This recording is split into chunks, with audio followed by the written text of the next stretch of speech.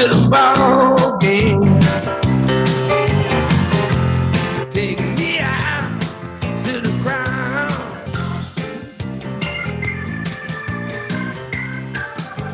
Good morning. And welcome to the Armchair Quarterbacks as we take you out to the ball game to get you going in the world of sports here in the early morning. All right, we're going to get the warm-up show going here. And a lot of things going on in the world of sports. Let's get you started with the Mlb Standings. We obviously have not done that in a while. We are 3 weeks away. I was doing the math this morning. I was like, wow, we're sitting here on September 9th, and we are 3 weeks away till the final weekend of Major League Baseball. So obviously a lot of excitement going on there. And let's go ahead and get to the standings, because if you've not been paying attention, which I'll be honest, I haven't over the past week, because we went to Nashville. That's why we weren't here. And we had an absolute ball, but it's time to get back to the grind of the MLB season. And if you haven't really been paying attention, the Tampa Bay Rays have ran away and they have hid in the American League East. So that is a done thing. That is done. Okay.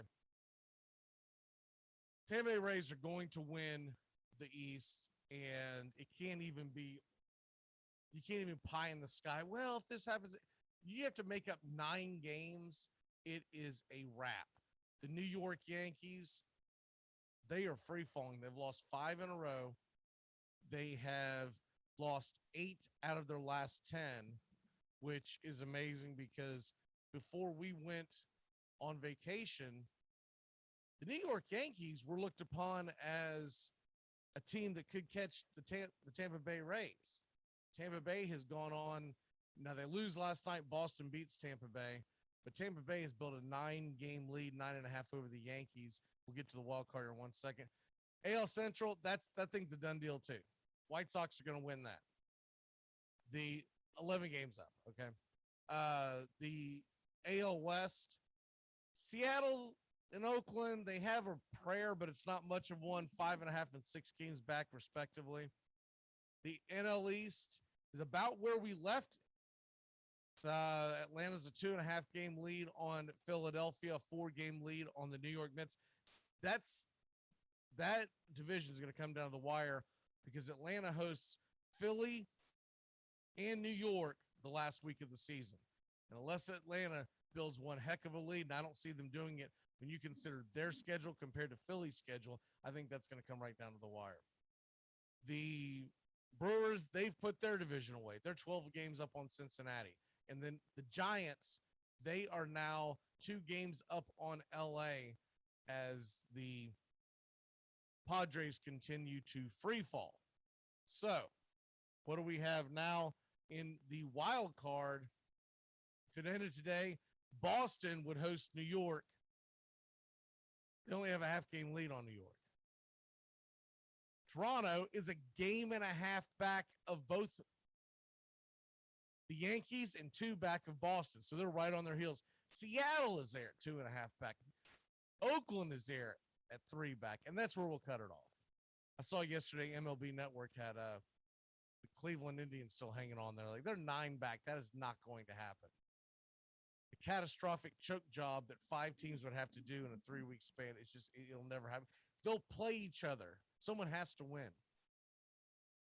National League, Dodgers definitely have the first wild card sewn up if they don't catch the Giants. 13.5 up on San Diego, who it would be San Diego at LA, which is what we were looking at all summer.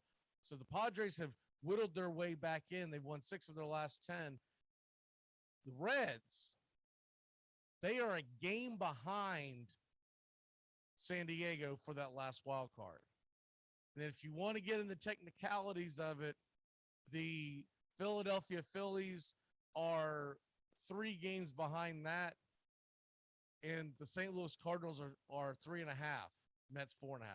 But as far as Philadelphia and the Mets are concerned, I really feel like they're going to have to win their division to get in because they're going to play each other at the end. They're going to knock each other around. Cincinnati and St. Louis, they are playing to try to catch San Diego. It's not out of the realm of possibility for St. Louis, but they have got to get hot, and they've got to get hot fast. And I mean fast. There's no way that you can do it any other way. Looking at the rest of what's going on, and you do have some games today. By the way, Dodgers and Cardinals, they are actually going to start the whole day off today. They play at 1:15 Eastern. So you like that. You like that having the early game, and that transitions us into NFL football is back, and it is back. Buccaneers host the Cowboys, 9.5 point favorite against the Cowboys. The Buccaneers are the favorites. 52 is the over-under.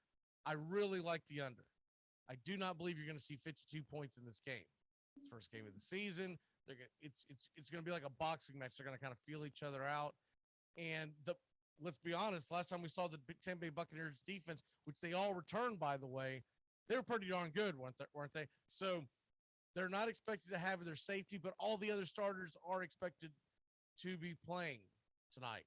So with that being said, I like the under in that game. I like the Bucs to win. I don't know if 9.5. It's a little too rich for my blood for an NFL game. But the Bucs, I could see them definitely covering. I could see a 27-17 type of ball game. But that's about it.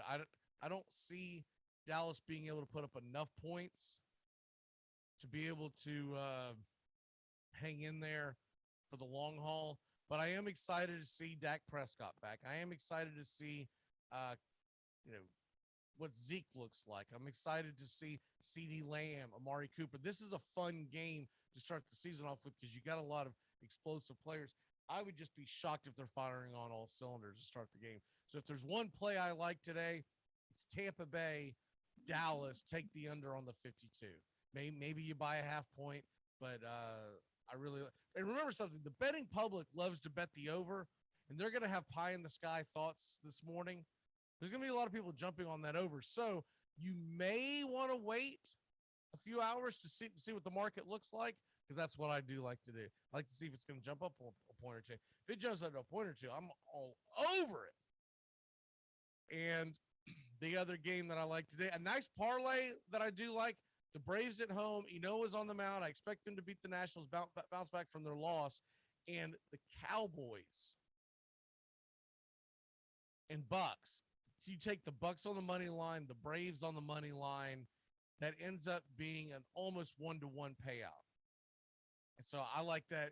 I like that. If you're looking for, if you're like, man, I don't know if I want to give up the 9.5 points, but I do want to put some action on tonight. Braves at home, Bucks at home, parlay money line will get you almost a 1-to-1 odds. So I do like that as my best play of the day.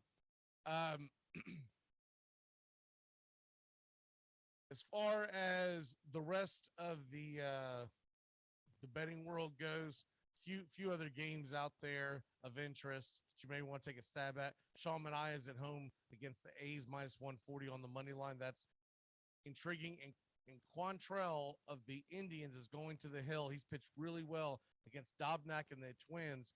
I like the Indians on the -140 money line, and that's about it. All right, we're going to go ahead and wrap this up. We're going to go ahead and take a little siesta, get ready for Joey joining us here on Wake Up Y'all, and we are going to get the show rolling. It is NFL kickoff day today, so let's get this thing going. We are sorry, this is the first time I've tried to do it this way. I'm trying to play with the way that we do things here, so I'm going to go ahead and do it this way this morning, and of course you can always rewind and watch the beginning. We're going to start doing the show around 8:15 to do the wake up kickoff. All right. Nobody's gonna know. Nobody's gonna know. They're gonna know. How would they know? Favorite SEC team says about you. Literally no one likes you. No one. If you're a Florida fan, you definitely don't listen to rules, and you've probably been arrested at least once. If you're a Tennessee fan, your favorite fast food restaurant is McDonald's. If you're a Texas A&M fan, you need to chill out. Take a nap. Do some yoga. If you're an Ole Miss fan, you're just a knockoff Alabama fan. If you're a Georgia fan, you've convinced yourself that you belong in the popular group, but deep down you know you don't. If you're an Auburn fan, you definitely have a younger sibling complex. If you're an LSU fan, you are the life of the party. You are also the reason the party gets shut down. If you're an Arkansas fan, honestly it doesn't matter. I don't think TikTok is in Arkansas yet, so you probably can't even see this. If you're a Kentucky football fan, you should be studied by scientists. If you're a Mississippi State fan, you are very loud, also annoying. There are no Vanderbilt fans. You feel like everyone forgets about you, and you're right. Same thing here. Armchair.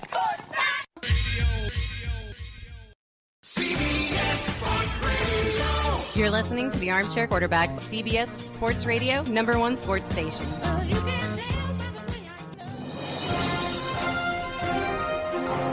Good morning, and this is your Armchair Quarterbacks Sports Flash.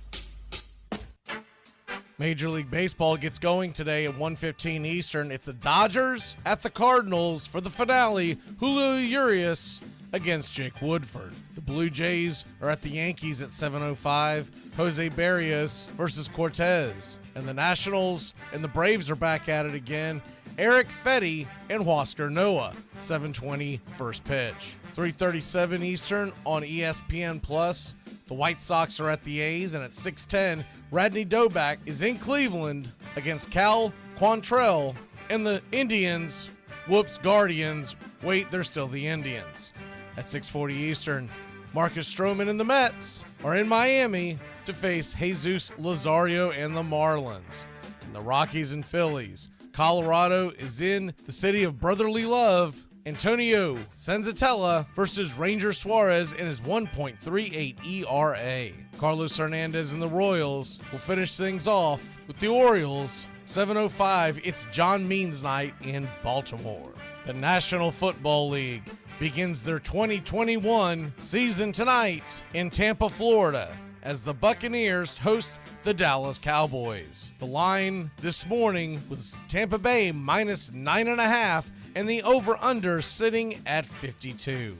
Major League Baseball's Hall of Fame induction ceremony was yesterday for the 2020 class, but it was being done in 2021. The 2020 class brought in Larry Walker, Ted Simmons, Marvin Miller, and Derek Jeter. There was no ceremony last year, and 2021 had no new inductees. Ted Simmons is known as one of the greatest modern-day catchers. Larry Walker, one of the best left-handed swings of the modern era. And Marvin Miller helped bring free agency to Major League Baseball. And then, of course, there was Derek Jeter, 5-time World Series champion, 8-time pennant winner. It was much expected that without COVID, Derek Jeter's induction ceremony was going to crush the all-time attendance record. And it looks like the Armchair Quarterbacks radio show might have some pull after all.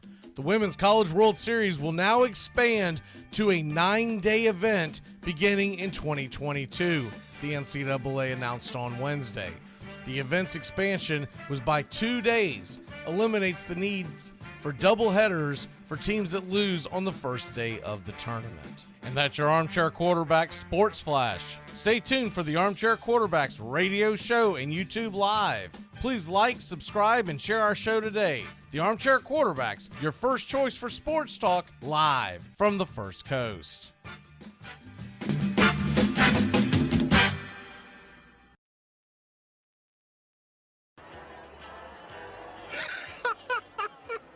We have been hoodwinked, bamboozled, and flat out deceived. There's something kind of about a kid that's never played baseball. But what the hell, boy? Make sure to listen to the Armchair Quarterbacks. Good enough for us down here in the bayou. Go Tigers and the Armchair Quarterbacks. Good morning. Armchair. YouTube Live. CBS Sports Radio station.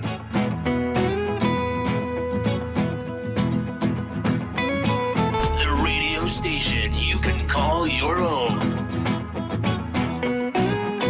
Do you know what listeners like about our station? It's everything. I like everything.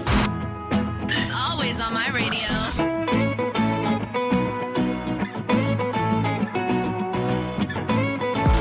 We never stop the music, except for now, when I talk.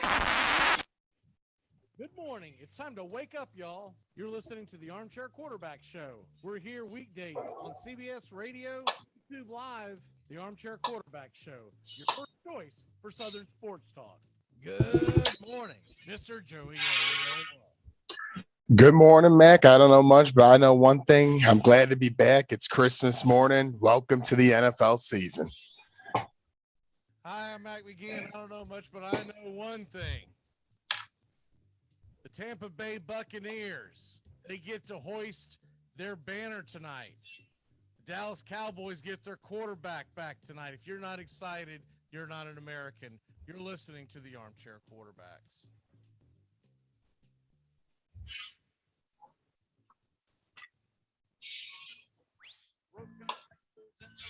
The beer cans could be worse. She'll clean it up tomorrow. Red September 1st. But once again, she's trying to hear, and the players hit the field, and every man feels like a boy, and every wife could kill. He's been buying beer since August, running the hot, running cold, and 30 friends are on alert. That's all the old. He's the armchair. Howdy, hi, top of the morning to you. Welcome to the Armchair Quarterback Radio Show. I'm Mac McGee sitting alongside Mr. Joey Ariola. Joey, how the hell are you? And welcome back, sir. Thank you very much. I'm doing just fine. Revamped the batteries a little bit, getting ready for football season. It's going to be a beautiful night. Like you said, we get Dak back. We get the Super Bowl champs back in their home stadium as they did on the last game of last season. So all good vibes here, Mac. How we doing? I am excited for one. I am ready for this game. You're going to have that game going on. Of course, Braves are going to be playing about the same time. So I'm going to be doing double duty there. The Braves 2.5 game lead in their division. So it's getting hot and heavy. I know you can focus on the football at this point. Yes. Hey, I haven't talked to you in a while. Have you watched much of the Cubs here? I'll just keep an eye on them every, now and again to just make sure I'm still up to date with the roster a little bit, but consistently, not really. They did win over the Reds last night, 4-1, which is they're in a wild card race themselves. So once in a while, but I'm all football now. I just wonder, what your take on what some of the players that they have coming up and whatnot, because I really haven't had a chance to watch them at all, and I was just curious if if you're hopeful with some of the players, or do you think they're just going to have to scrap a lot of stuff and do a complete rebuild, and it'll be a couple years away? Unfortunately, I think more of the latter. I have some hopeful buddies that will spend that think we could spend in the off season, but guys that have watched over the past few weeks, Patrick Wisdom's had a good year overall, but he's a 29-year-old journeyman.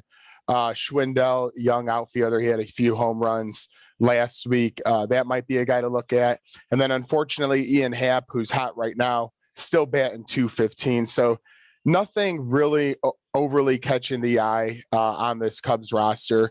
A little bit of sparks here and there. But to be honest with you, I think it's going to be a couple years before we're in any playoff talks once again. Gotcha. Well, let's go ahead and get into it. The Bucks, Cowboys. I got the DFS pulled up, and then of course your yearly fantasy. Obviously, a lot of people are going to be very heavily invested tonight. So let's go ahead and dive into that very first part, which would be we'll put the DFS aside for a second. If you got Brady, but maybe you have another quarterback around that same ilk. Maybe you're carrying two quarterbacks. Are you starting Brady tonight? Same question. If you got Dak Prescott, but you have another quarterback, and obviously they would be ranked lower because Dak is top 5, top 7. But you might have someone else on your bench. We'll just say, for instance, like a a Jameis Winston or a Mac Jones or whatnot, are you? Because I'm a little hesitant to start Dak Prescott tonight because it's been a year and he's going up against the Tampa Bay Buccaneer defense, and he's on the road. If he wasn't going up against the defending Super Bowl champion who's bringing all 22 starters back to 21 or expect to play, I would be more likely to go ahead and roll the dice with Dak. I think I might be streaming someone tonight. What say you? Yeah. So first off, on Tom Brady, definitely starting him. Reason being, obviously, he Super Bowl champ at home. He feels great. He's got all his weapons. They have that offense under a year under its belt now. Dallas defense.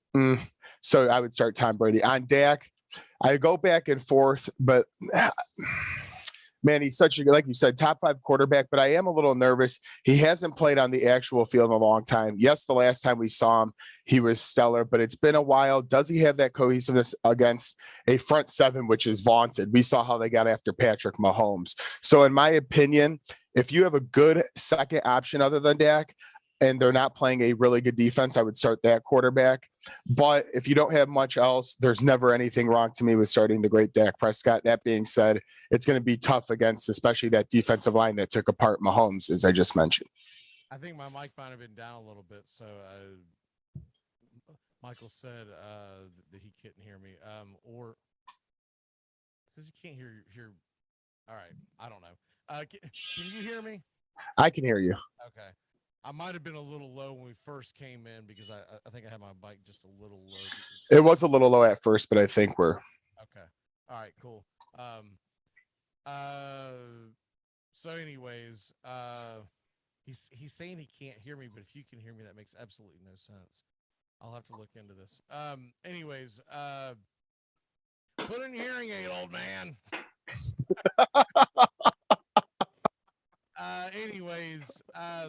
Going back into it, there is going to be obviously a lot of fluff around this game because it's the Cowboys and because it's the defending Super Bowl champions.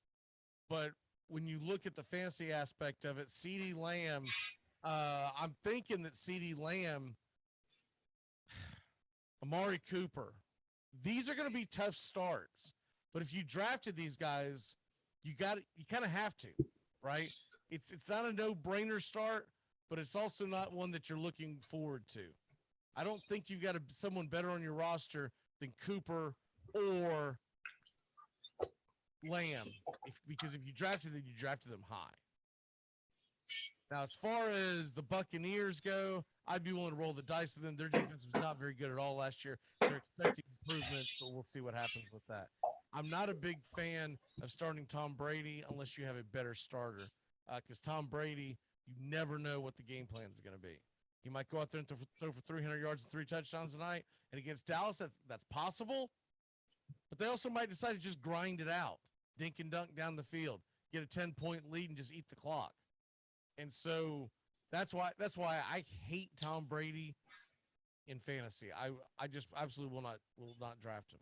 We saw it last year too. He was garbage for a lot of the weeks. There were some weeks you're like, damn, I wish I'd have had him. But it's too up and down.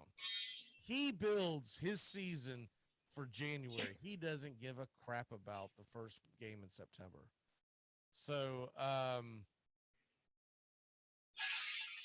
Cleve, can you hear Mac? And he said yes. Okay, so we'll move on. It might have been something that was, I don't know who the hell knows. All right, back to the rest of the stories. They say the line is -9.5. The over-under is 52. Now, that depends on what site you're on. It might be off by a half point or something.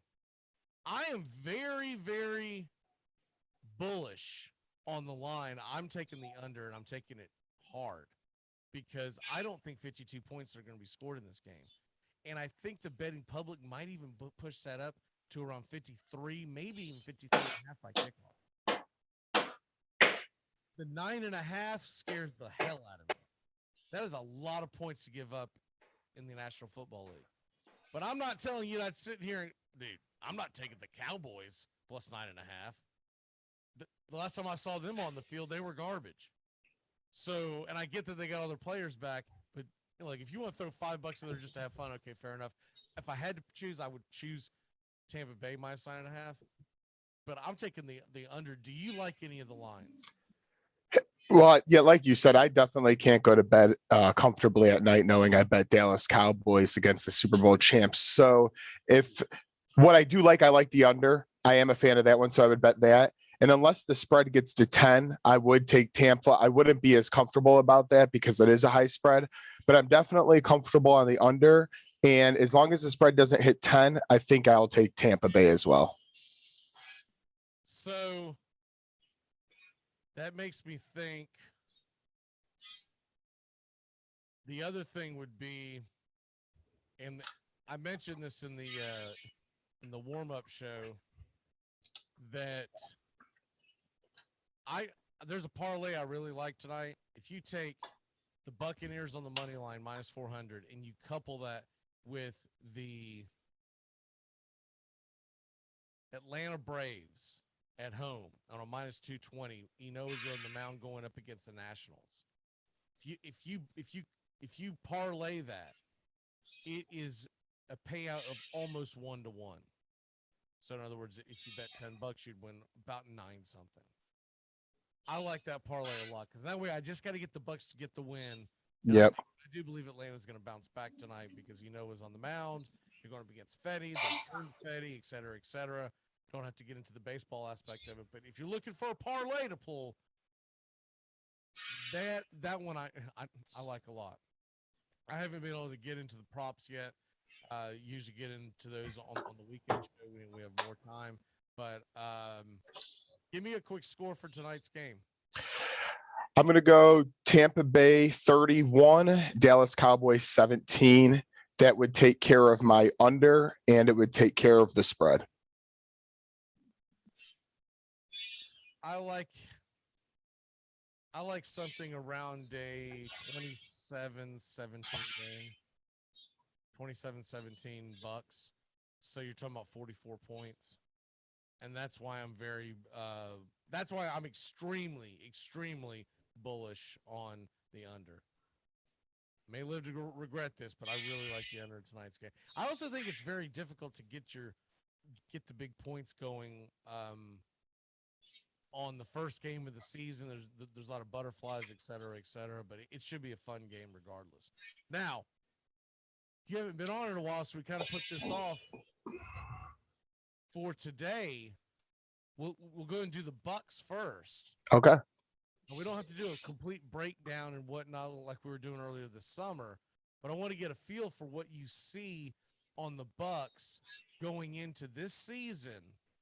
And look, they're obviously the odds-on favorite to win the AFC South. I'd be shocked in the next segment. We're going to give you the division picks. We're going to give you the Super Bowls, but I'd be shocked if any of us this week take anyone but the Tampa Bay Buccaneers to win the division. If you do, then you hate Tom Brady or something. Yeah.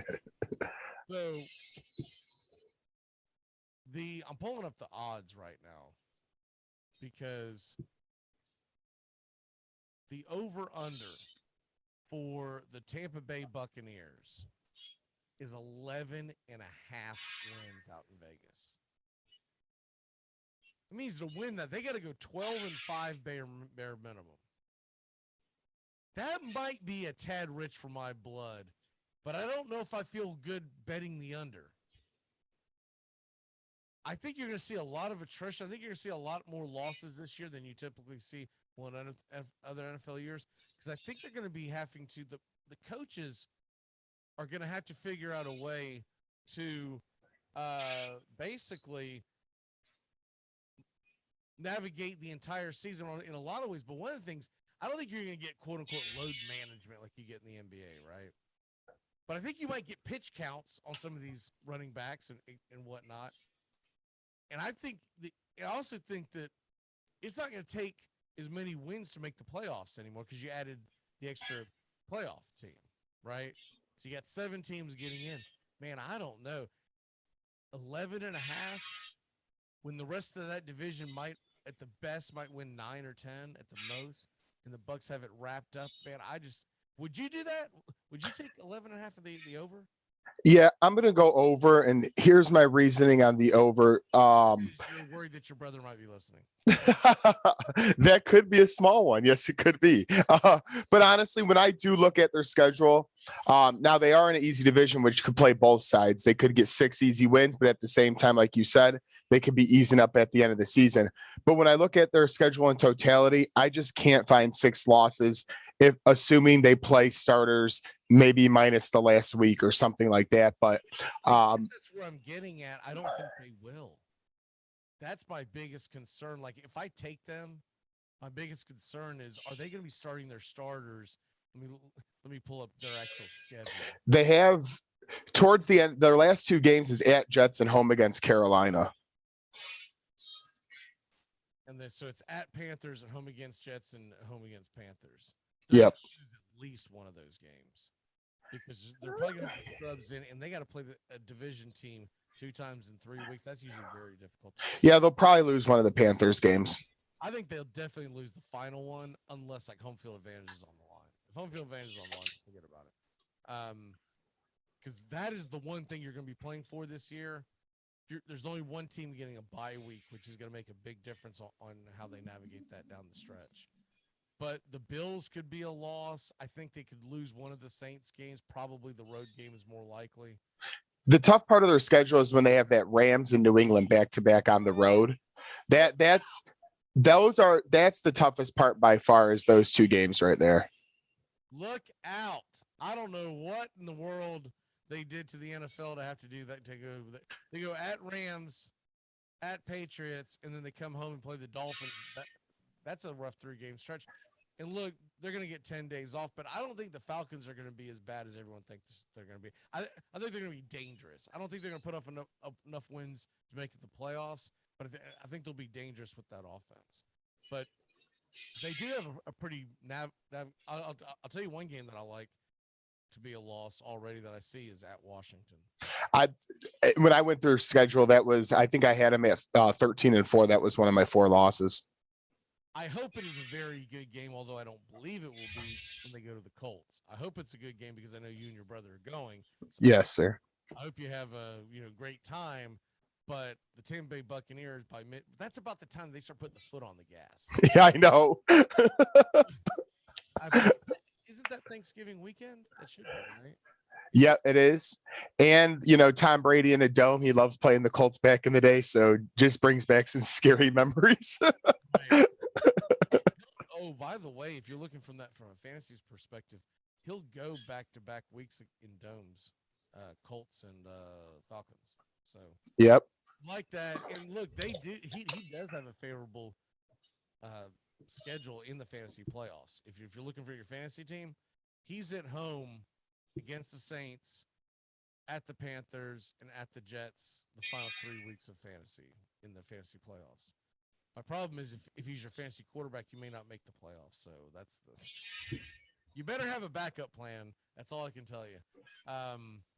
Because if Brady and company get in the film room and they realize that they can run off left guard at will in week 2 of this season, you're going to say, why the hell does Tom Brady only have 150 yards against the Falcons?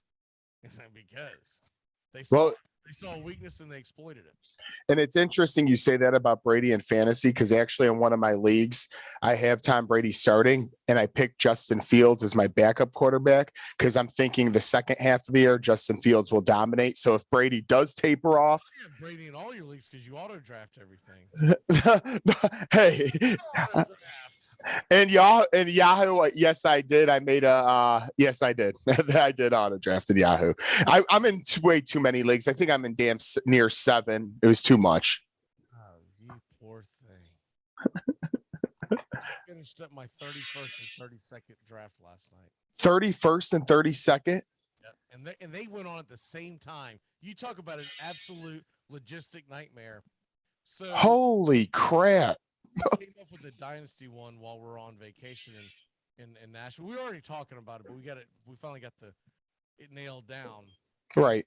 So we're sitting drinking beer on Monday or Tuesday night, whatever it was, trying to figure out what day and what time we could possibly do this because my plane was landing on Tuesday night, late Tuesday night, so it wasn't going to happen then. Then we have obviously Wednesday, and then I was like, maybe we could sneak it in Thursday before the actual game. Anyways, long story short, everyone with all different kinds of jobs and different schedules, we figured out that 8:45 Eastern time last night was the best way to get it done. Okay. I was like, okay, cool. We got it done. We got it set. I committed to it with everybody. We got there thinking, drank a couple more beers. I go, wife goes, what? I said, I've got a draft at 8:30 Eastern Wednesday night that I totally forgot about. It's the league I've been in. We figured it out. It's our silver anniversary. It's our 25th year. Hey. So I was excited about it. The other guy's been in the league as long as I have with me. He goes, bunch of old bastards is what we are. And we don't even play for money in that one. You play for that one because it's been around 25 freaking years. Yep. You just I don't not make that one. And he gets really irritated when people auto draft, especially in that league. So in fact, one person auto drafted, I won't call them out, but they are on the show. And he was irritated about it. I said, well, man, this person auto drafts sometimes, blah, blah, blah. But I make sure that I'm going to be there present. And so somehow I made every pick in both drafts because there were times. And okay, so you'll love this. I had the 10th pick in the 25-year draft. Mm-hmm. Brand new dynasty draft. I had the 3rd pick. And there were times, I knew it was going to happen. There were times where I was picking at the same time, and when it happened in the number 10 in the I'll just call it the silver anniversary one, in the silver draft, I was having back-to-back picks while I'm picking number 3 for the and I'm having to keep in mind there's different scoring systems, but also one of them is now going to be a dynasty, and we're going to have 10 players, and what goes into the thought process of, do I want this guy who could be getting long in the tooth, that kind of thing. And then over here, he had changed the rules, not by much, a little bit, but it's a difficult league because you start 3 wide receivers and a flex, and it's a 10-team league. So if it was an 8-team league, there's a little more depth. So you start running out of wide receivers quickly, but running backs are extremely important in that league. He finally went to half-point PPR, but he had been at standard all these years. So regardless, even that half-point PPR, that doesn't make up that much of a difference. So if you get stuck with like Bobo Schmomo, which I've in a couple of years I've done it, where I'm like, my God, my 3rd wide receiver, I wouldn't even start him on a real football team. He's terrible. You're out there on the waiver wire during bye weeks going, oh my God, what do I have to pick from, right? I got to pick up Pasquale, hoping that he works his way into the lineup. So yeah, that was exciting. It was fun. I liked it. And when I got done with it, I was like, there might be something wrong with me. I said, because I really enjoyed having 2 drafts going at once because I had 2 different monitors. I was like, man, if I had a 3rd one, I'd be in hog heaven. My wife starts to say something to me. She's walking by my office. I said, I told you. I said, I can't. I was like, I'll talk to you in like 90 minutes. She's like, oh yeah, I forgot. She's like asking me random stuff about our day, and I've got beep, beep, beep. Anyways, what about the Colts? We have not talked the Colts yet, and Sean and I did a little bit on them earlier, but their over-under's 10. And I know you're very optimistic about it, so I don't want to like crush your dreams, but I think that is extremely high for a team that is relying on the health of Carson Wentz. What say you? Change my mind. Well, let's take about last year at this time, the Indianapolis Colts were in the same boat. They just came off of a year where Jacoby Brissett didn't cut it, and a lot of people had their doubts on a Phillip Rivers who's on the downside. He had an off year with the Chargers, He's came his way to us. As we all know, we went 11-5, made the playoffs. Not the we lost in the playoffs, but at least we got there. To me, it's obviously, as you said, it's all about Carson Wentz's health. The Eagles were in 4 postseason games with him. He did not make it through any of those games. Did he have great regular seasons in some years? Yes, he did. Did he have a down year last year? Yes, of course he did. Also against one of the worst offensive lines and with one of the worst weaponry. The Colts offensive line and running game is good. So I really think Carson Wentz has just got to stick. He can't try to do too much. He's got to use what he has. He has 3 good running backs. He has a great offensive line. So if he could stay healthy behind that offensive line and not try and play hero ball, I think the Colts are going to be pretty successful this season because they have a good defense as well. So to me, when you have a good defensive line and a good running game with that O-line, as long as he's not trying to do too much and get himself in situations where he can get injured, I don't see why the Colts should not be in the postseason once again this year, as he's also that's all that concerns me, because everything else you said I buy into. Their defense is solid. Their offensive line is solid. Jonathan Taylor, I believe, is pretty talented, but I stayed away from him like the plague in fantasy this year because I don't believe that he is going to eat, meaning that not that he's going to pitch count, but they've got a lot of talented backs in that backfield, and we know that Reich likes to spread the wealth. And so that concerns me. I am actually very bullish on Hines in PPR leagues, but deep PPR leagues. And I'm not talking about like you're in an 8 or 10 team league. Don't go nuts and go, well, screw it. I'm going to go ahead and drop James Robinson this morning because, McGee says that Hines is going to do well. 14-team league, full point PPR, and you're looking for depth and you're looking for guys you want to put in on bye weeks. I think Hines could be very, very interesting because he is the drug of choice when they go to third and 7, right? correct. So him and another one that's interesting tonight. I've got him a couple. I'm not starting him because I just want to see how he does. But Giovanni Bernard, same situation. He's going to be their third down back, right? Yep. We know Tom Brady loves James White, and he didn't have one of those last year. Jones is not that running back, and Fournette definitely is not that running back. So though if you're looking for a couple of running backs out there and you're in a deep league, we're talking about 12, 14. Hell, there's some people out there with 16-team leagues, and you're looking for a PPR, and it's a full point PPR, which I think you almost have to do that in those leagues because you got to have to try to find an advantage somewhere. I'm very, very big on Naheem Hines and then, of course, Bernard. So what's their record? Well, as I went through it and broke down where their losses would be, to me, the division outside of Tennessee is not tough. Yes, I could see Jacksonville being a little bit competitive, but Trust me, got nothing to worry about. I watched this. No. So good this weekend because the Texans suck, right? But no. So to even more than point, offensive line it's the Olay offensive line. I mean, they just let guys run through. Yeah, and so I actually have Indy and Tennessee both 11-6. I know you didn't ask me on Tennessee, but I have the Colts going 11-6, and I have the Titans going 11-6. That's very optimistic. I have them around. I don't think they're gonna be terrible. So don't get me wrong on that. I think 9-8. I think they're a team that can.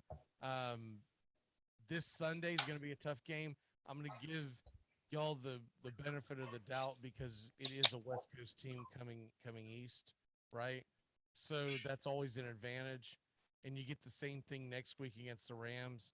But those are 2 tough games to start off with, and then you got to go to the Titans. Yep. Bare minimum, they've got to get a W in one of those 3 games. Agreed. Then it gets a little easier. Not much easier. The first 5 games are brutal. Yep.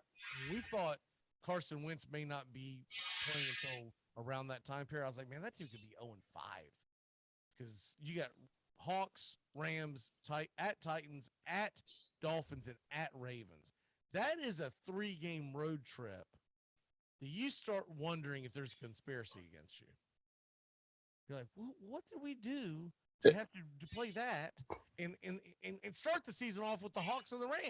Yeah, I don't care. You gave us 2 home games, but you gave us 2 of the toughest teams to play at home. And then you finally come home. You're like, sweet, we get to play the Texans. But hey, guess what?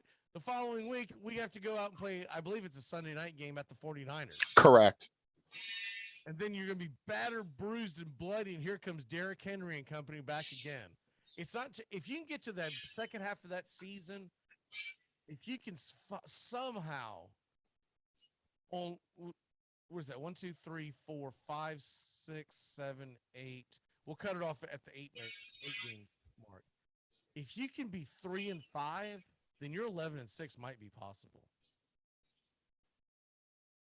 4-4, 11-6 is definitely possible. 5-3, things are looking really good for you.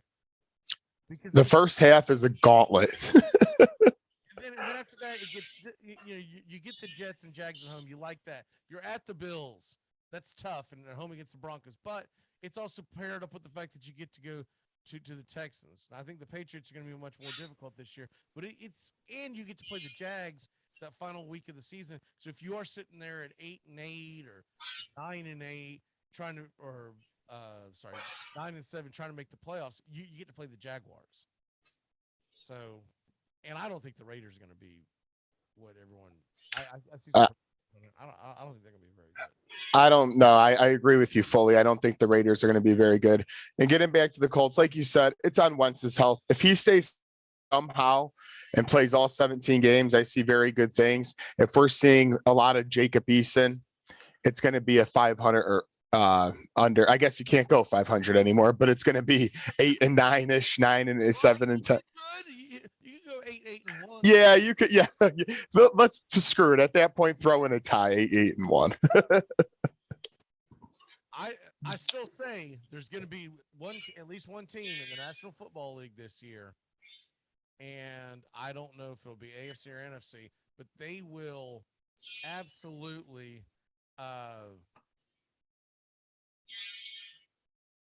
They absolutely will have a team in the playoffs that is under 500. You're going to have an 8-9 team. You have a 7-10 team, and you're never going to hear ESPN shut up about it. But it's like, it's fine. They're going to say, oh, it's terrible, but yet they'll look you dead in the eye in April when 4 or 5 teams are under 500 in the Eastern Conference in basketball go, no, well, that's different. Well, and you know what is interesting though, the Colts, the Dolphins last year missed out. I think it was at 10-6, as in there were 7 playoff teams in the AFC. So the AFC could still be a very tough truck to get through. I think it's more likely going to happen in the NFC. I agree with you. If it happens anywhere, I'm seeing that in the NFC. These things go in cycles. We know that, but right now the AFC greater than the NFC. Correct. Hey, that might have been why Tom Brady was like, "Get me out of here," because I just got to get in the playoffs and I just got to get through the gauntlet, and then I'll deal with the Chiefs on the other side. But if I don't have to play the Chiefs until the Super Bowl, I'm not playing them on the road because nobody wants the Super Bowl to ever be in Kansas City. Great food, but February in Kansas City. Woo. Take my talents somewhere else. You can just Zoom call me that one, man. I am not. Let's take a really quick break. When we come back, we're going to get your NFL season-long predictions. This is the part in the Lifetime movie version where I get up to pee. This portion of the show is being brought to you by Ed's Almost Good Beer. Remember, Ed's Almost Good Beer was brewed in God's country when God wasn't looking. What's going on here, guys? All right, Coach, so basically it was a holding call. But these dudes started me in their fantasy league, which is cool because this dude started our quarterback, but he started our kicker and I started their defense, so it's kind of a pickle. Compromising the integrity of this game with your fantasy football leagues? Listen to me. If there was holding, you make that holding call. I don't care if it was on our team or not. I care about this game too much to let you... Coach, you started their defense too, didn't you? Yeah, you definitely started their defense. Damn right I did. Armchair. People might walk up to you occasionally, and they might want to just take a picture with you and say, congratulations, great work. With me, they want to debate. My life is harder. Well, Steven, here's what I want you to realize. A, you're lying. Nobody comes up to you. Okay? Stephen A. Smith does not have one fan. Not one. There's never been a request for a picture. There's never been a request for a debate. You are you're snap finger famous. That's the guy. That's the what's the guy that's on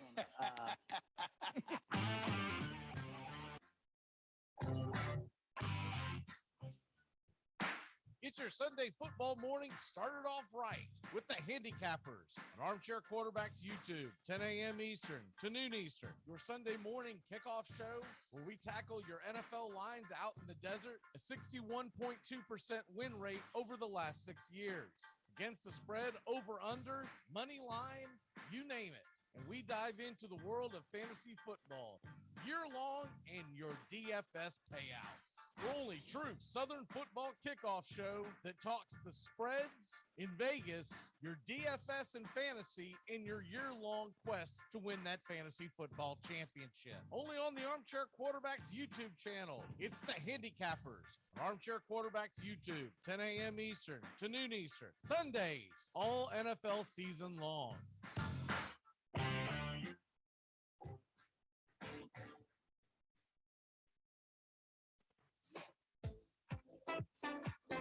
Armchair Quarterbacks on YouTube Live. SEC, ACC, and Big Ten coverage like no other. Subscribe and like us today. Your first choice for sports talk live from the First Coast.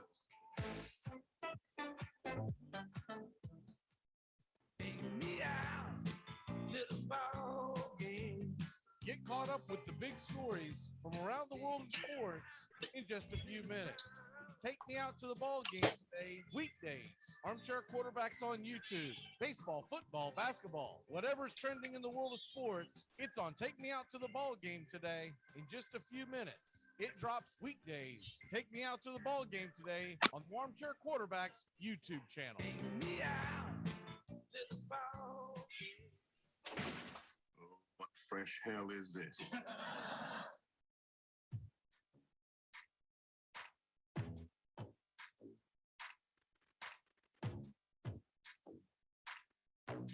Good morning.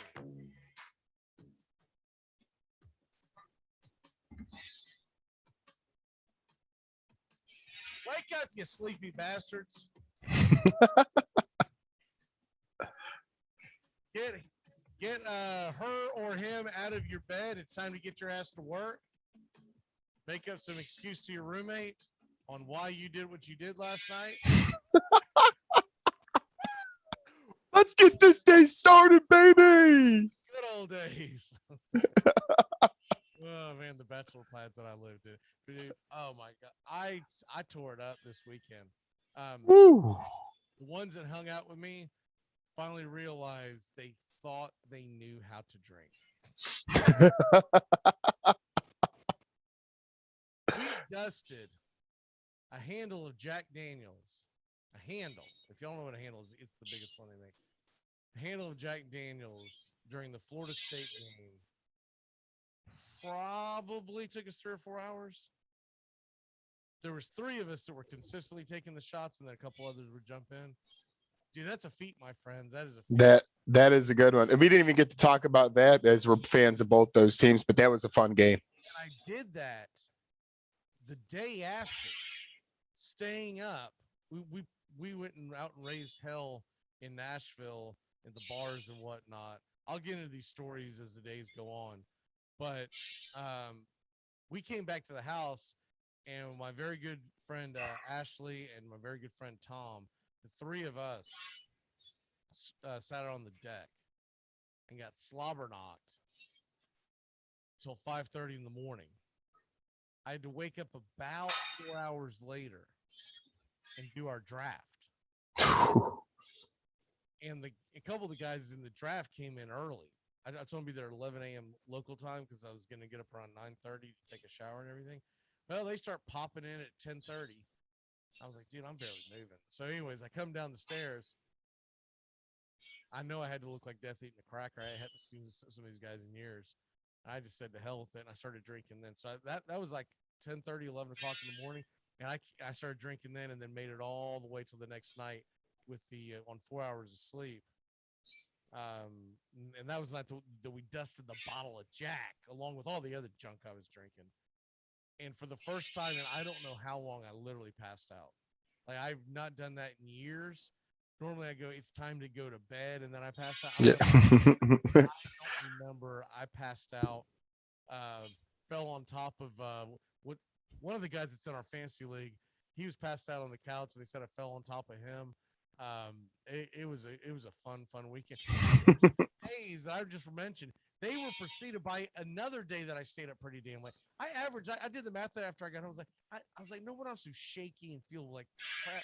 I averaged about 4.5 hours of sleep 5 days in a row. That may not sound like a lot to a lot of people, but when you're in your late 40s, trust me, that's a lot. Yeah. Kudos. Plane just wring my freaking liver out. I was like, oh God.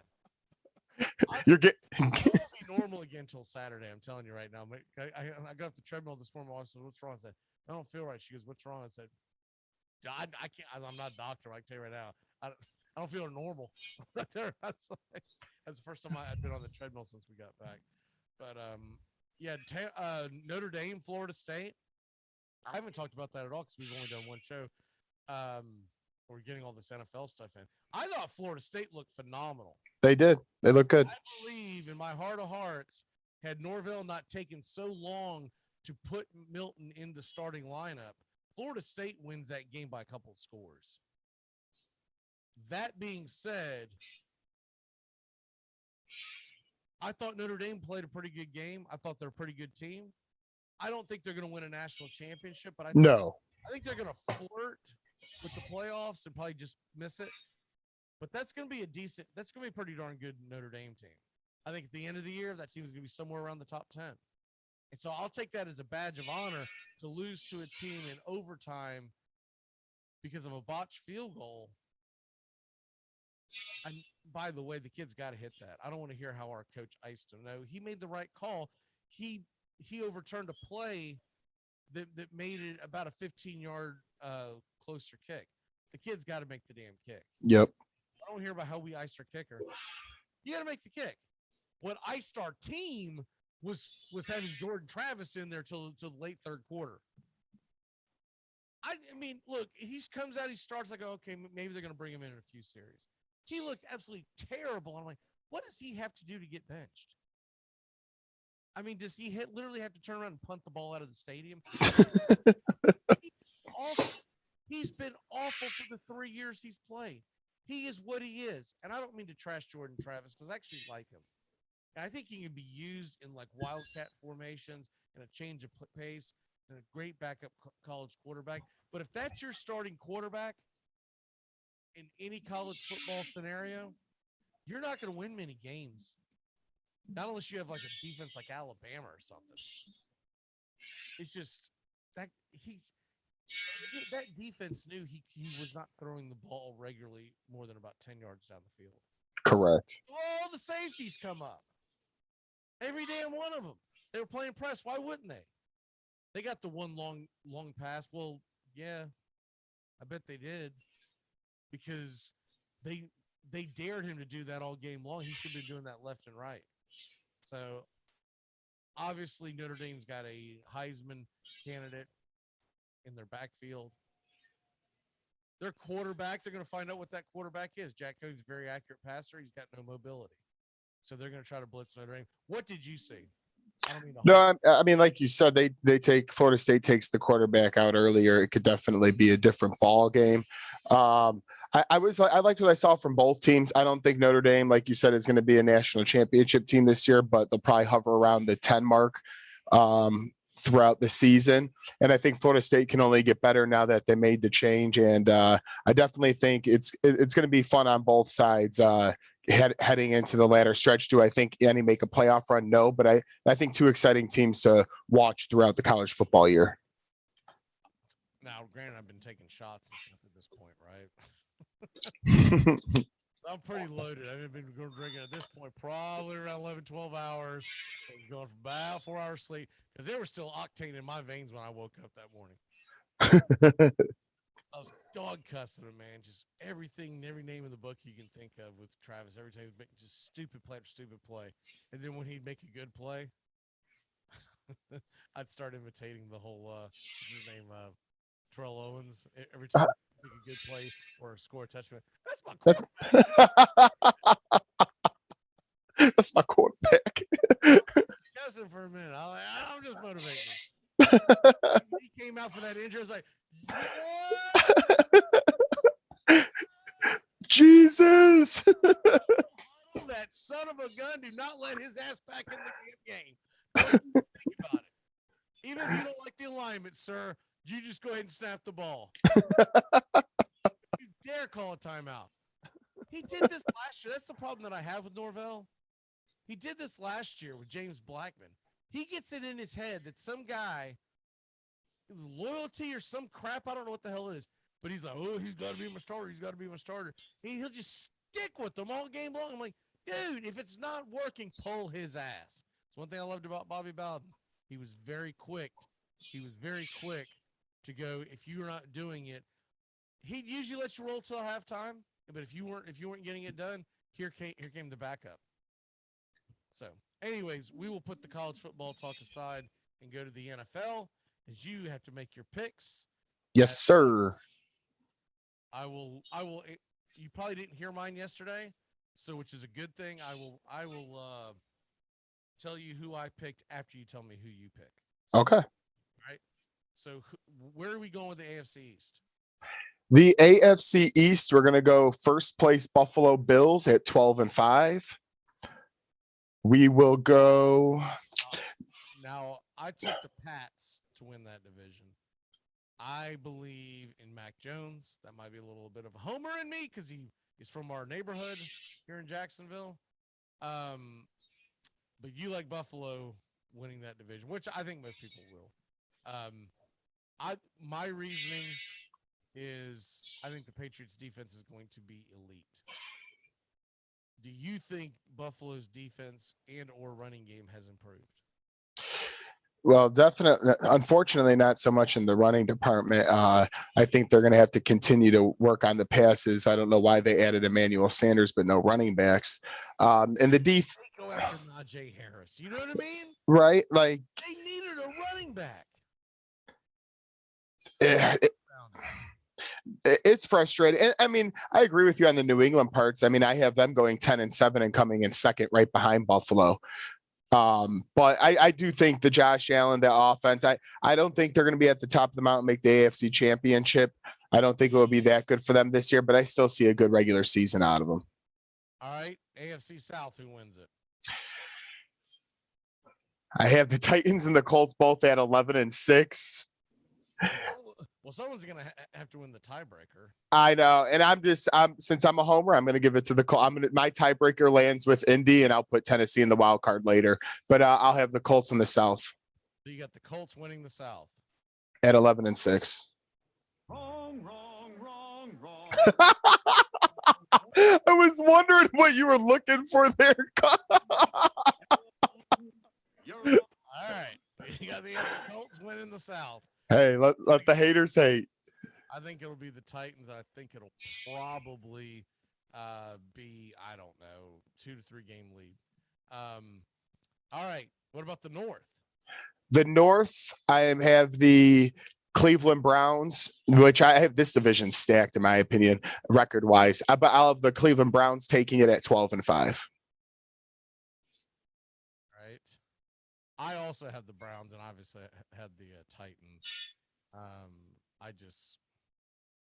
Baltimore did not get better; it got worse because of the Dobbins injury, and so that's a big loss. That's a huge loss.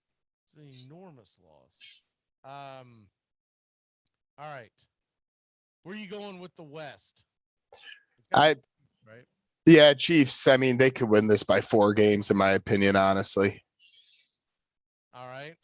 And we'll go ahead and work the divisions, and then we'll go back to the wild cards. Okay. Where are you going to the NFC East, and why? Oh, the NFC least, as we like to call it these days. I gave a slight, and I was surprised when I did this, but the Cowboys just edged out the Washington football team for me to win the division. I gave it to Dallas with 10 wins.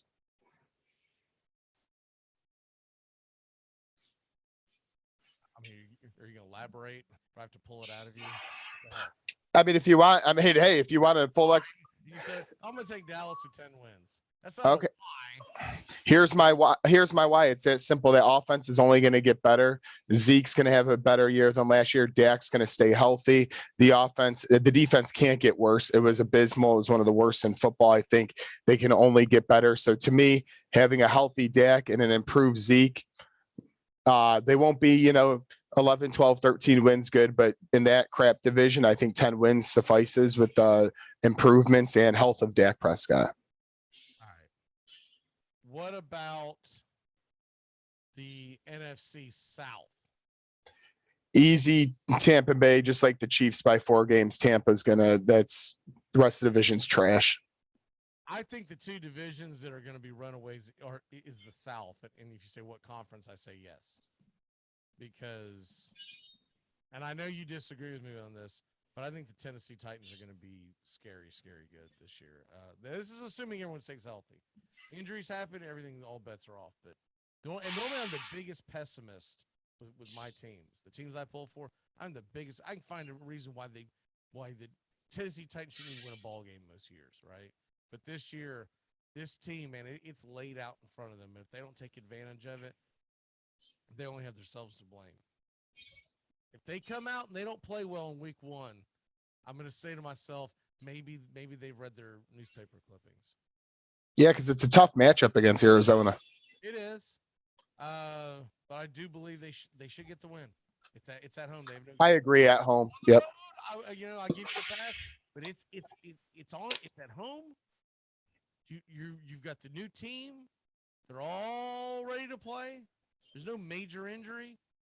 There's no reason why they shouldn't start off with the bang, and it should be a light show because of the two offenses that are involved. I do agree. Titans have no excuse.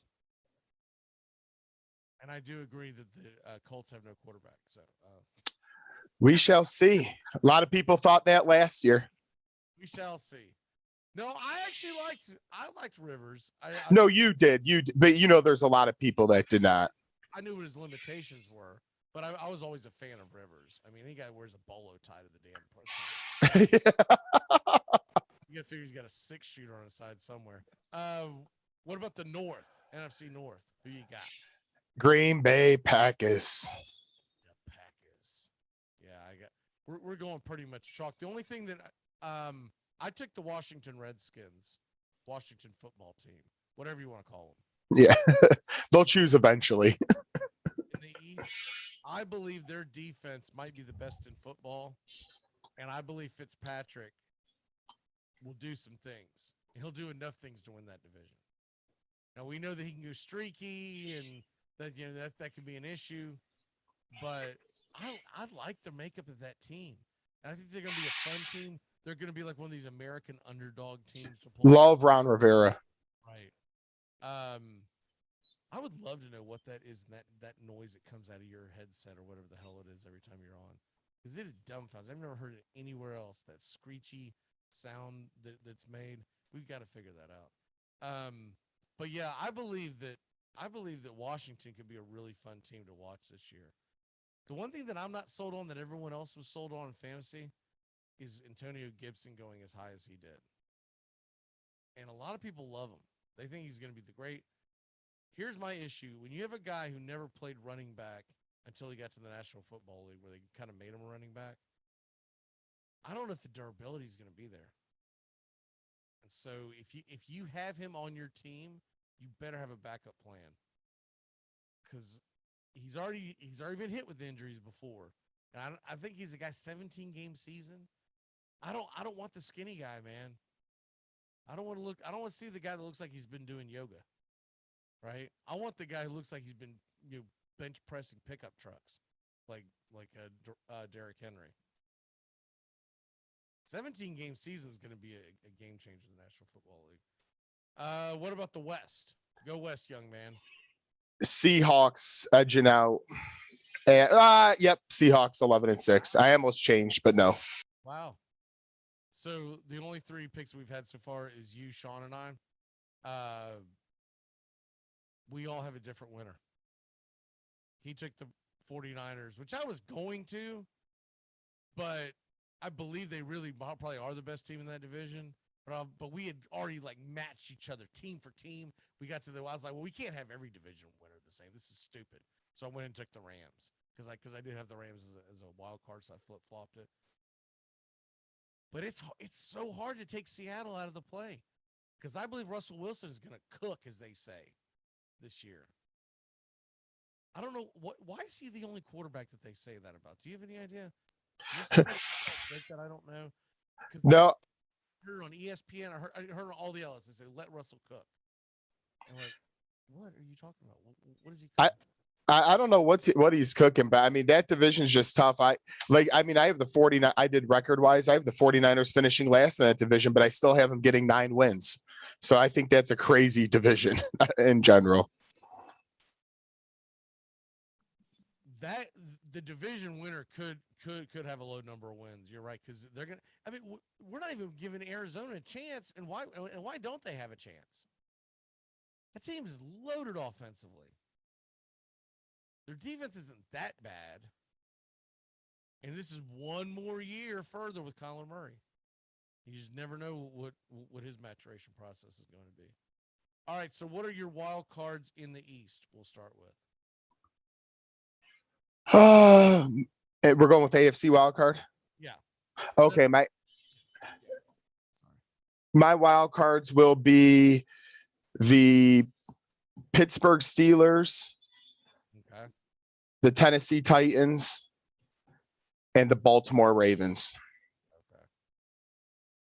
Now I conversely took the Bills because I had the Patriots win the division. I had the Bills, Baltimore, and my little sleeper cell is Denver. Mainly because they play in a piss poor division, so they should be able to rack up W's. Ironically, I don't think they're going to win this weekend. I think they're going to drop one to the Giants.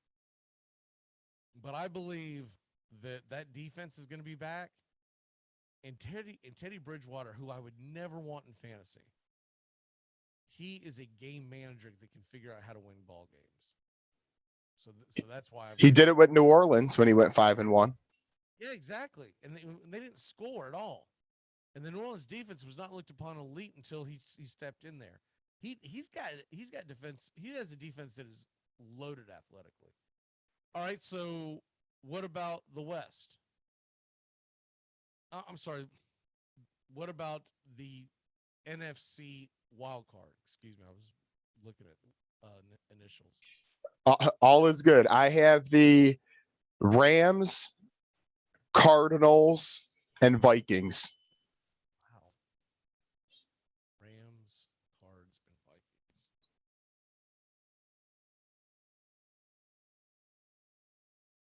All right. So I went with by the way, I went with if I'm reading this right, New Orleans. I guess I went with New Orleans, Seattle, and San Francisco is what I ended up doing. I guess I don't even have Dallas making the playoffs. I just have a hard time leaving Russell Wilson out, man. I cannot.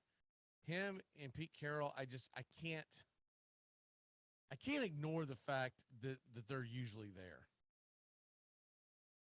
And you've got Rams, Cardinals, and Vikings. I did, and it's funny, at one point I did have the Vikings as my sleeper pick, and then I changed it to New Orleans.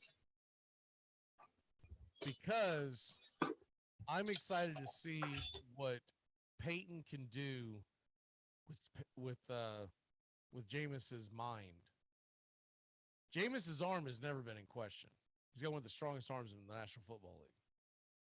Can they weather the storm long enough until Michael Thomas comes back about mid-season? That's going to be the question. They've got a very tough first game. But that could be a dangerous team. That could be one of those teams you're like, man, they're 9-8, but I do not want to play them in the playoffs. So that is that. Let's get to the conference championship games. Who do you have in the AFC conference championship? In the AFC conference championship, I have the Kansas City Chiefs over the Cleveland Browns. And then what about the NFC? In the NFC, I have the same exact game and outcome as last year, Bucs over Packers. That game going to be in Tampa this time? That game will be in Tampa. All right. So I have not given my picks for this, and these are going to be a little off the wall, but that's okay.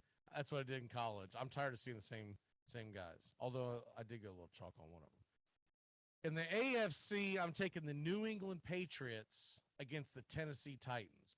Somebody is going to find a way to beat the Chiefs. And when they do, it's going to open up the floodgates. So I don't know who it's going to be, and I can't tell you how it's going to break down, but I really like Belichick with a decent quarterback, and I think the Tennessee Titans are one of those teams of destiny. In the NFC, I had to put Tampa Bay in there. It's just hard not to. It's hard to take Brady out.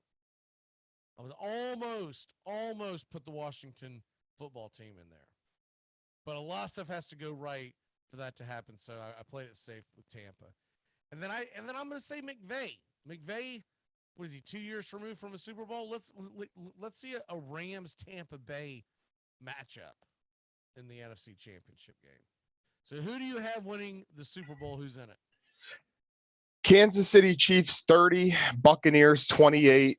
Patrick Mahomes wins 2 in 3 seasons to host the Lombardi Trophy. And, the Chiefs, I just think, they learned from last year that Tampa Bay front seven attacked. I think the Chiefs will be scary good this year.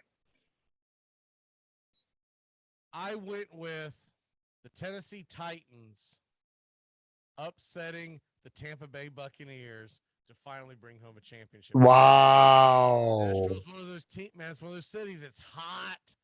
Everyone's. You would not believe that city, y'all. If you haven't been recently, place is just it's Vegas on steroids. Vegas with good music. Obviously they don't have the gambling aspect, but the entertainment. You never are bored there, and I just believe something's going to happen with Tampa Bay.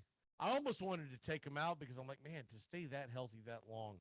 But I wanted to hedge my bets in case I was wrong about the Tennessee thing, then Tampa Bay's probably going to be in the Super Bowl. If there was a team in the NFC that I would say has the best chance of knocking out them, I do like a Green Bay Packer pick. I really do. I think that they probably should have been in there last year, and they played a very bad game at home. There was a lot. It wasn't just the clock thing or the field goal thing. There was a lot of mistakes made in that game. And I think Rodgers is going to be very motivated to win a ring and then basically flip that ring in the air as he heads, I don't know, Denver. He's going to head somewhere. But if we get any of these matchups, it'd be a lot of fun. Especially the Titans there, baby. Tighten up. Yeah. I didn't even like it, but yeah. Hey, it's going to be a fun season. We can agree on that. I'm just so blessed and happy to have this sport back. Yeah, it's I'm glad we didn't have any of these scares like we had last year. Oh, they're gonna play, or they're not gonna play, or they're gonna play, they're gonna Over it. I mean, my God, I hope my son get the jab so we don't get. It still makes me nervous in fantasy football.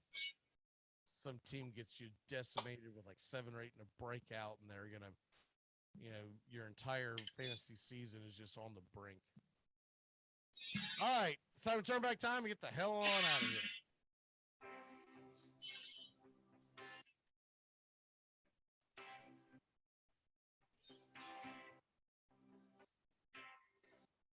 On this date at Fenway Park, Alan Trammell and Lou Whitaker, playing shortstop and second base, both make their major league debut for the Detroit Tigers. The Tigers' new double play combination will be teammates for the next 19 seasons, still standing Major League Baseball record. And on this date in 1989, Devon White steals second, third, and home in the 6th inning in an 8-5 win over the Red Sox at Anaheim Stadium. The outfielder Also steals second base in the 8th inning, swiping his 43rd sack of the season. That is an art that has been lost. I miss the stolen base. You're almost in shock nowadays when someone steals the base. Yes. They're just sitting there like a bunch of stones waiting for someone to hit one over the wall. Birthdays. It's your birthday today. Guess I'll try to explain that on this day. All right. Dead guy. Start with him. Frank Fordham Flash, an American baseball player. He was the National League MVP in 1931. He was born on this date in 1898. How old would he have been if he was alive today? He never would have made it. All right. Folks that are still alive. And this kind of pisses me off. This happens to be my birthday. I don't see a lot of famous people. I'm starting to understand it was in the water. But what about this? What about J.R. Smith? Ever heard of that guy? Hey, love J.R. Smith. I didn't know we were birthday brothers.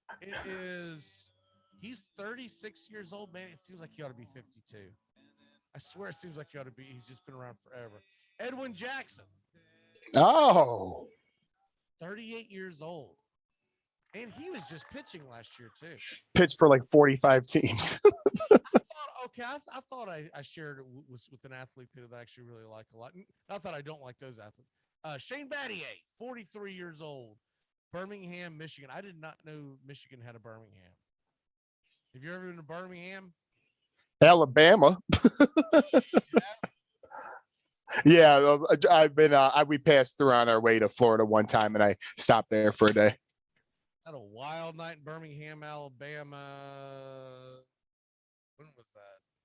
94-ish, 93-ish. We may or may not have gotten into an altercation with some bikers with fake as we're holding fake IDs, and bunch of rocky bullets, and we're about to get. We were this close from getting into a huge Johnny Brook, where we did get into a little bit of a fisticuffs with a couple of the bikers. Luckily, we got out of there before the entire. I guess that was their home. We're in there, we're 18, 19. We're lucky we didn't get stuck with a knife that night. What is your walk off for the day, sir? Well, my walk off is happy birthday, Mr. Mac, the young stallion. I know you're turning 26 today, so we're very. Second time. Yeah.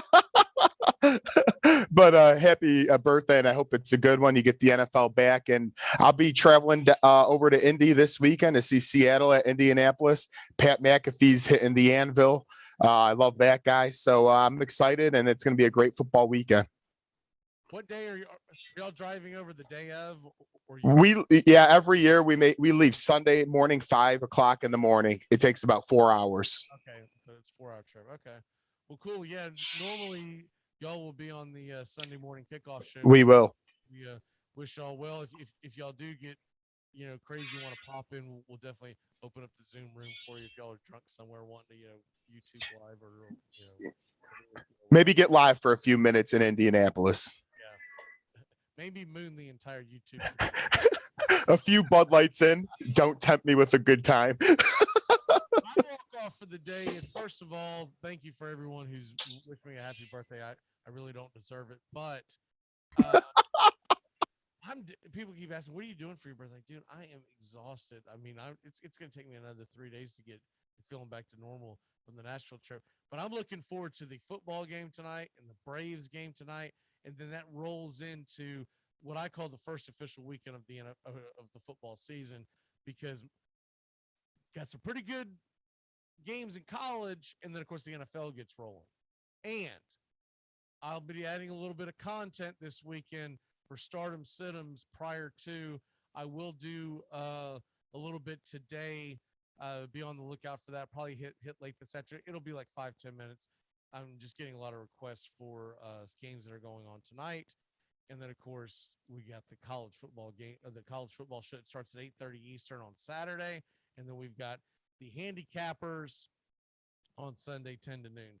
Glad football season's here, and now I will not have a day off until somewhere in late January. So have a beer tonight. Have a beer tonight. I'm still laying out my liver. We got on the airplane to fly home, and this lady right next to us, she was coming from Australia, laying in Jacksonville. She has 2 vouchers. She said, y'all want these? Look at me and my wife. She goes, you want these? She goes, I feel like they're going to go to waste. And any other time, man, I'd been like, hell, give them both to me. I'll chug them. And I was like, get me a water. hand that to me. That is going to start a train that I will not get off. And I would have been, there's no telling what would have happened yesterday. I mean, immediately just goes like, no. I was like, you don't have to tell me. If she'd have said it a little earlier, like maybe at the beginning of the flight, it might have been a go. All right, we will see y'all tomorrow. Justin will be here. Matt Carr here. Tony Agolini's back. Everyone's back from all their vacations. So we will see you manana. Great job, Joey. We look forward to you next Thursday and then every Sunday going forward. Happy birthday. Yes, sir. Goodbye, sweetheart. Time to go. We're back tomorrow with another show. Well, unless we're fired, we'll talk to you then. Goodbye, sweetheart. Goodbye. Goodbye. Guys and gals, it's time to go. We'll see you on the next show. Same bat time, same bat channel. Thanks for listening to the Armchair Quarterbacks on these CBS Sports affiliates and catching the show on YouTube Live. We're here weekdays. Find Armchair Quarterbacks on YouTube Live today. Please subscribe and share and take us everywhere you go. The Armchair Quarterbacks, your first choice for Southern sports talk live from the First Coast. Gonna get another cigarette.